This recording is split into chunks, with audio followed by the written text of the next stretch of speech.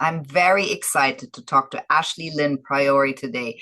Ashley, you're the founder and CEO of Queens Gambit and Queenside Ventures. You're a professional chess player, coach, entrepreneur, and strategist.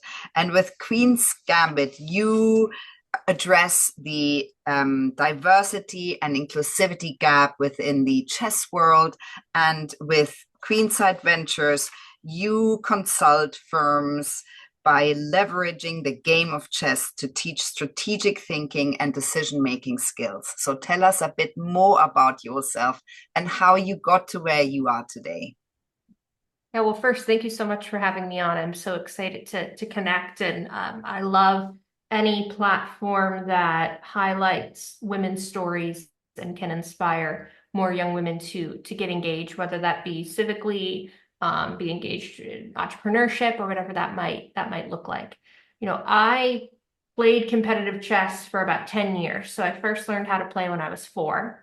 Wow. And my childhood was filled with going to chess tournaments, competing, experiencing chess in that way where most people think of when they think of chess, where it's very intense competition. You train, you have all of this mental energy going into the game, right? And so I enjoyed that for a good amount of time, but I remember it being very clear that the chess world is very male dominated, especially white male dominated. So when I would go to tournaments, even though I was there with my brothers and my sister and I would walk in, and out of 200 people, we'd be the only young women there. Wow. So it has an impact on how you interact with the world, with the community, because you wonder, why is it like this? Why am I here? Should I be here? All of those questions sort of go through your head.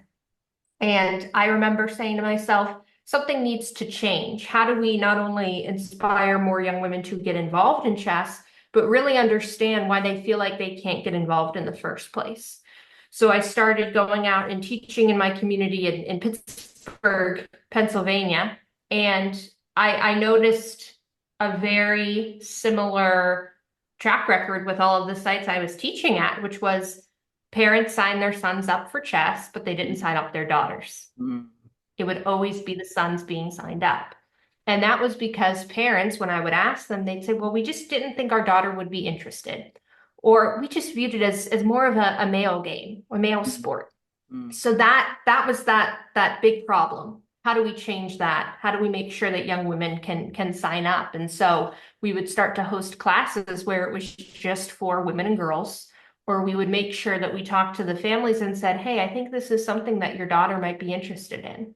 Yeah. And as we started to see that shift a little bit, it really was transformative, because now we have an environment where not only do young women feel empowered, but they're learning these skills. And I want to focus a bit on the skill component, because this is not just playing chess, right? Just to play it or to compete. How Queens Gambit, the nonprofit side, how we're different is that we're taking chess to the next level. So it's not just we're going out and competing. We're building the skills that young people need to really thrive. So when you play chess, the dendrites in your brain actually grow and they expand. And it does lead to smarter, faster decision making. It leads to these different elements of critical thinking. You're working your brain in different ways. So what we talk all about with Queen's Gambit is that it's really elevating this new generation of leaders, where they're not just thinking 1 to 2 moves ahead in their lives, they're thinking many steps ahead, and they're understanding how they fit into the community. So that's a bit on the Queen's Gambit side, the nonprofit side. And then with Queenside Ventures, that was something that I started once I had gotten out of college. So I graduated from University of Pittsburgh in 2022. And I thought to myself, how can we take this to the next level? Chess is impacting the lives of young people, but what does it look like when we want to impact the lives of adults too? So with Queenside Ventures, we're using chess as a way to empower women, executives, CEOs, athletes. So they're learning chess, they're building the skills that they need to really thrive in their workplace setting, but also there's this goal of teaching 1 million women how to play chess because only 1% of the top 100 chess players in the world are women. Mm. And we don't talk about that enough. Yeah, I agree. Ashley, it's very inspiring, your story and how you turned this incredible craft you learned really into something much bigger in giving back and supporting and making this more inclusive and also in turning it into a business venture. Ashley, tell us a little bit about the qualities that you feel you had to begin with, and also the qualities you learned by being a professional chess player. I love that question because we often don't talk about the qualities enough of things that we've learned or sort of how that shifted. I think when I first started, I wasn't afraid of failure. So I was very brave when it came to playing on the chessboard or just asking these questions. So I wasn't afraid to say, why is this the way it is? Right? Because failure is a part of life. And I don't like the term failure because it can be so heavy, it can be so dense, right? But what I would rather turn that into is that, well, I'm brave and determined for figuring out these questions and asking questions and trying to build the skills that I need. What chess taught me and how it evolved was that curiosity is a big part of this in our world. And when you're in entrepreneurship, when you're in business, really when you're in any field, you have to remain curious, right? You have to remain curious and start to ask questions that maybe people are afraid to ask, or maybe just people haven't thought of, right? So chess keeps you curious because the beautiful thing about chess, when you think about it, is that there are tons of moves that you could play. There's unlimited moves, right? You can do tons of different moves, but you pick what move is best for you in that given situation. But you're understanding and acknowledging that you went down one path, but there's other paths that you can go down. Mm. So I think curiosity is key. And I always mention empathy as well, because you have to understand and think about what other people are going through, especially the people that you want to impact. Right? What does that look like? If you're not putting yourself in somebody else's shoes and understanding it from different perspectives, a lot of times initiatives won't be successful because you're not taking the time to sort of switch your perspective. Yeah. Ashley, so give us some top tips on how you think our young generation that you feel are really being the leaders of tomorrow through the influential tactics of chess. How can we become more strategic? Absolutely. My favorite element of this, and I was just talking about it with a student the other day, is this concept of adaptability. When we play chess, we have to be comfortable with understanding that when we make one move, we might anticipate or want our opponent to do another move, but they're not going to do that, right? They might not. They don't have to, right? They're going to do another move. So are you prepared for them to do something else, right? And in life, we're always assuming one thing or the other, or we really want an outcome, right? And we can prepare for that outcome as much as we want, but it might not happen. So we need to prepare for the other outcomes too, and make sure that we can adapt and we can pivot. And I think if COVID taught all of us anything, it's that we have to learn to pivot, right? Mm-hmm. The whole world went to Zoom, and we learned that we can connect across all these platforms, right? So adaptability is key. The other element too is this concept of strategic leadership or strategic thinking, and that term I think is overused a lot. But for me, what it means is that we're understanding situations don't happen in a vacuum. They don't happen, and we have to understand that when things happen, that there's so many other elements that go around it, and understanding what those elements look like. Nothing happens in a vacuum. So strategic leadership means that we're trying to understand what those factors might look like. We're preparing for it, and we're building a community to help support that. The final thing that I will say is that problem solving is something that I think we might have lost a little bit. Problem solving is an art. And we live in a world where answers can happen so quickly. If I have a question about something, I can Google it, right? Or I can have AI or a response, right? So we're not practicing that strategic leadership enough, and that problem solving enough. So when we play chess, what we're doing is we have to understand what's happening on our board and respond to a situation. It's not something that we can easily find the answer to, right? We have to think through different problems and different solutions. And so adaptability, strategic leadership and thinking, and problem solving are those three key things that I think people can really learn from, and what I think young leaders are building on. And I'm so grateful you said those, Ashley, because I feel that we've spent so much time in the last decades to make all those things more comfortable. And therefore, Yeah. we've lost the ability to problem solve because we have everything at the press of a button these days. Yes. And therefore, we're showing the next generations that everything is sort of easy. And when things get hard, then people get stuck or they get scared or they feel uncomfortable, or not confident to face Mm. this or think they can't face this.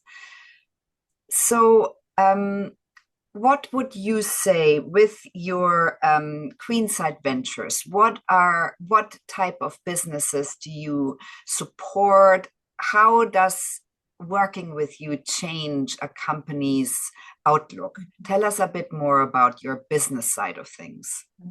Absolutely, absolutely. And what I always say with Queenside is that we do a little bit of everything, and it's all about unlocking new ways of thinking and new ways Mm, of decision making. Because, like you said, I mean, oftentimes we get comfortable with certain ways of thinking, or we go into these processes and we get sort of stuck.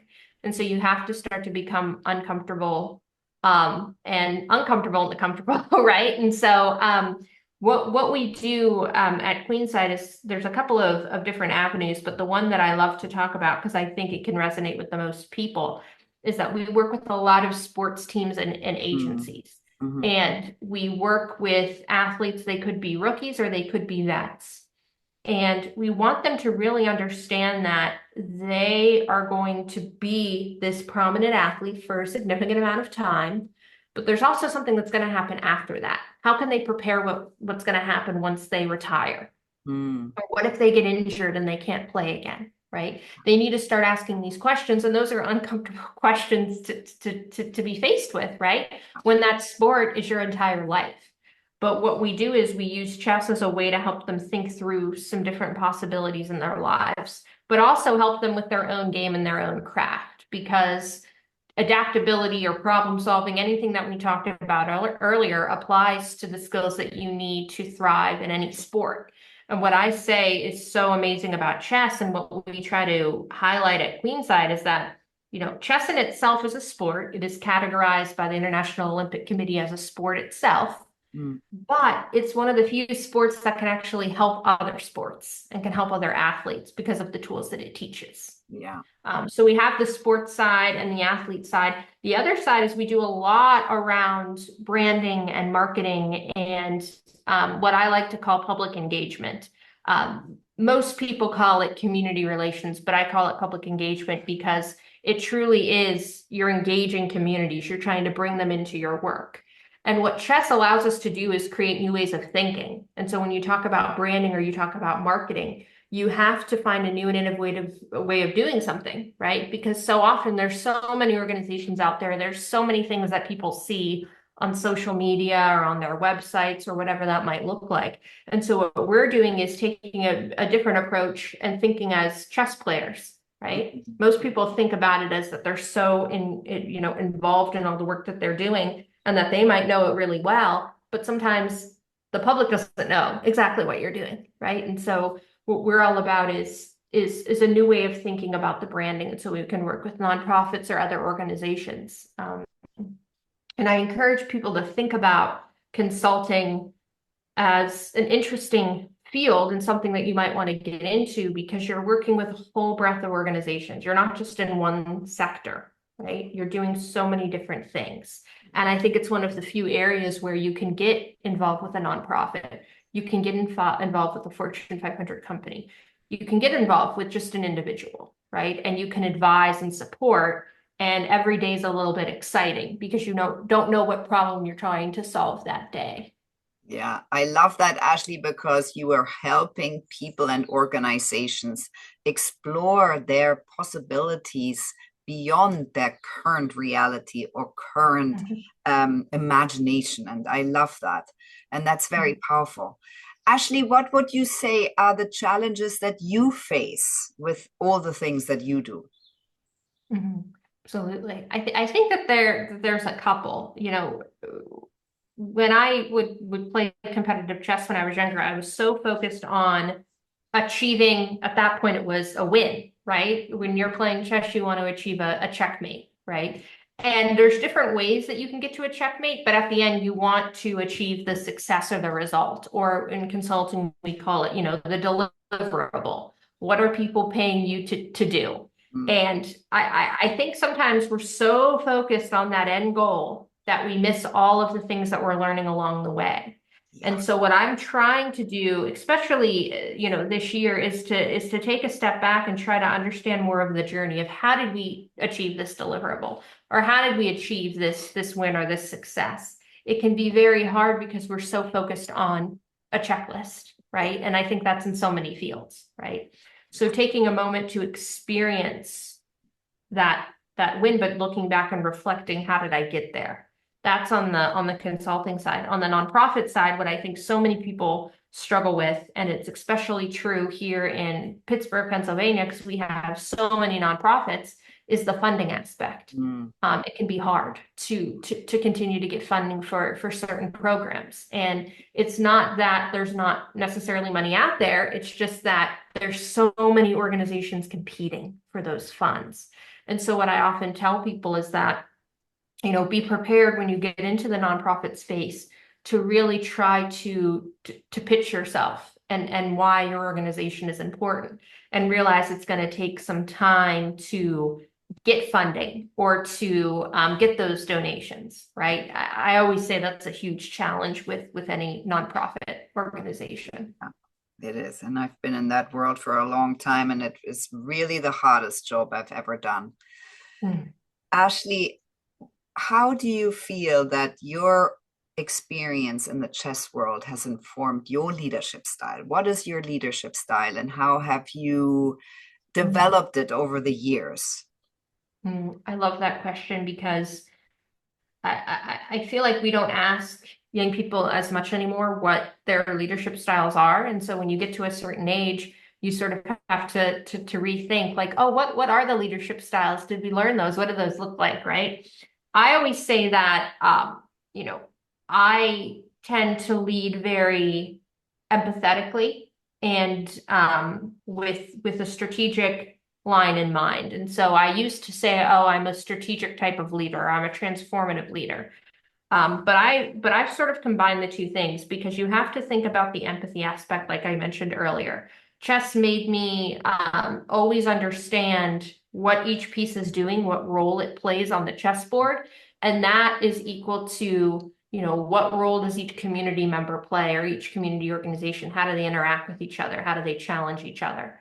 And you can't be afraid of a chess piece. You need to, build that relationship with it and understand what's its role in the community. And that's where the empathy piece comes in. Yeah. And then I think the other side is the strategic element, right? You always have to be prepared for what's going to come, right? And you might not know what that looks like, but you have to understand that you have a playbook, you have resources that you can rely on and help understand how do you get out of a certain situation, right? How do you pivot? How do you move forward, right? So balancing those two things is so important. And I think sometimes in leadership, we forget that at the end of the day, all that we're impacting people, we're impacting Mm, communities, right? It's not just a deliverable, you're impacting somebody, right? And so keeping that in mind, I think that's key to leadership. But chess certainly taught me those two things. And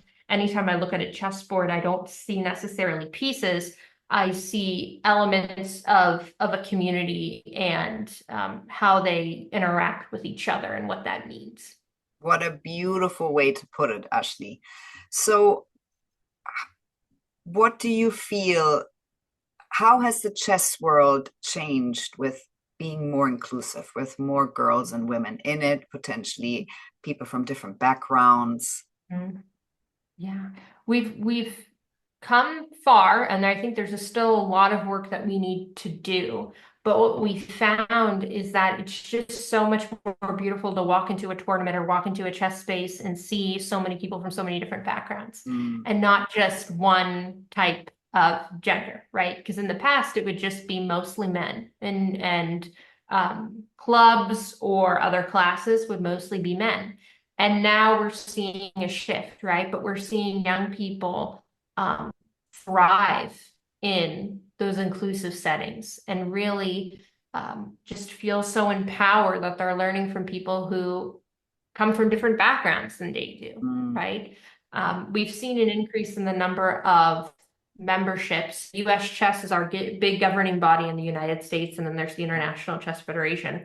We've seen an increase in membership for women, right? But keep in mind, a lot of governing bodies suffer from the same obstacles that, I mentioned earlier, where a lot of them are run by men, right? And so how do we shift that? We have a woman who's leading US Chess right now, which is great, but there's still so many things that we need to do and we need to go. And so my hope is that in 10 years, I can say that it's 50% of membership belongs to women and girls, right? yeah. We're getting there, but we're not quite there yet, but we've seen an exciting shift, and I hope it continues to evolve that way. Which I think is sort of the picture, general picture around the world in terms of Yes. equity and inclusion that we see and that we're excited about, but there is a lot of work we still need to do. Ashley, so tell us about these plans and goals that you have for the next years. Mhm. Absolutely. Well, I'm so excited for our latest initiative that I briefly mentioned, earlier. We call it Project D4. And the reason it's called Project D4 is because the D4 square is right in front of the queen, right? And we're saying if we move that pawn up and we can get the queen out, there's so many possibilities that can evolve on the chessboard. And so Project D4 is to teach 1 million women how to play chess. And the ways that we do that are through one-on-one lessons or classes, or what I think is very exciting is when we can go into a workplace and collaborate with, their leadership team or their human resources team and say, hey, chess is a great way to not only build community and build sportsmanship, but you're gaining skills that you need to thrive in the workplace. So it's a win-win, right? And so I think that's a huge goal for us. And then I'd say that, we're trying to get some of this chess, we call it chess-based strategic leadership programming, into all different sports teams. So we work a lot with NFL teams, but our hope is that we can pivot into some of the other sports. But I think that for anyone, listening, the key to that is one-on-one conversations with people. And when you can have a conversation with people and they can understand the impact, that can make a huge difference. Yeah. And so that's something that I always tell young women to focus on, is really key. Something that we haven't talked about at all is your podcast, Queen Me with Ashley Lynn Priore, where you really seem to talk about that D4, where you want girls and women to step into their queen beings and to try and discover where this is and where it's hidden and bring it out to contribute to our world at large. Tell us a bit more about that.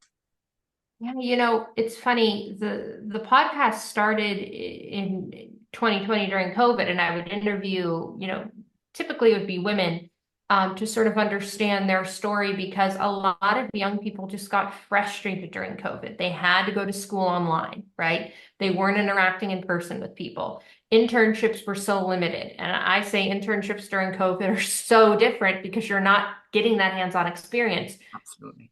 You got assignments, but it would just feel so different. And so I would interview women, and what I found is that they had these moments of inflection, or they had these turning points in their stories. And it could be from when they were in high school, it could be when they were in their 30s, it could be even when they were in their 50s, right?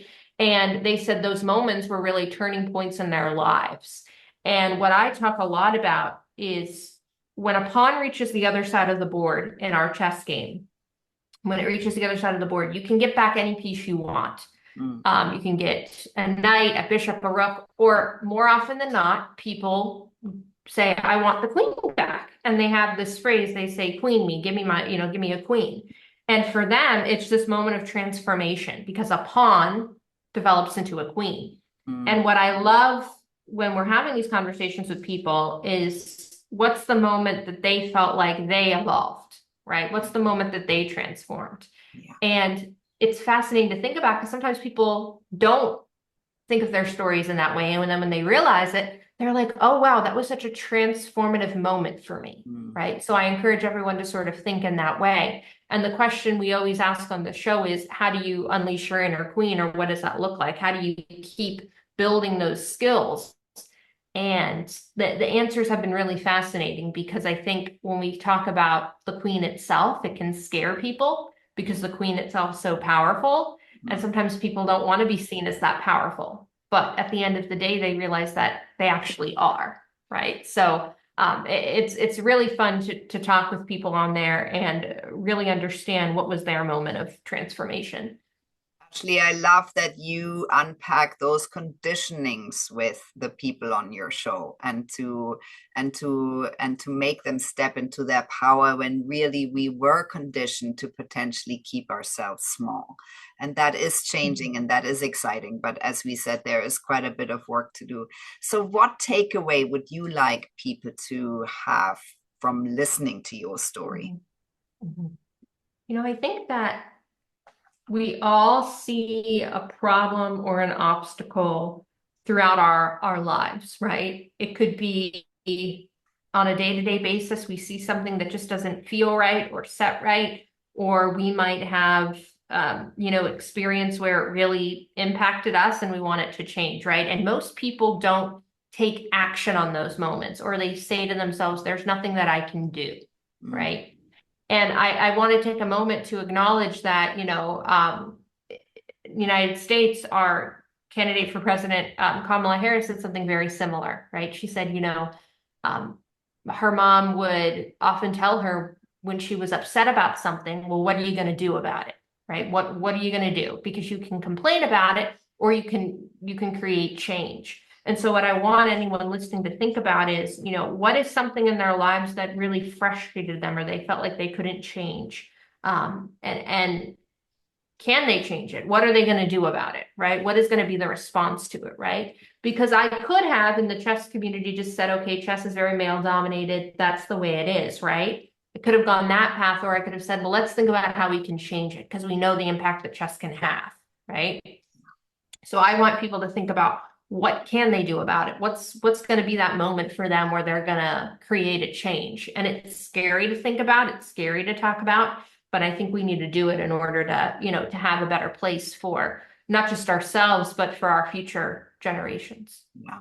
Actually, I'm very excited and thankful for your time, for your story, for leading with your story, for being a change maker, for bringing about so much change in a area that has been very heavily male dominated, and for also bringing all of those learnings, not just to girls and women within chess, but those learnings out into the world to people and sports people and businesses to integrate all these learnings.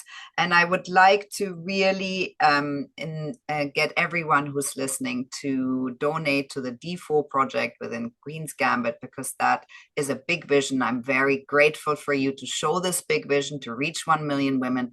That is a great number, and I think we should all help you get there. Well, thank you so much. And thank you for, taking the time and continuing to highlight so many women's stories.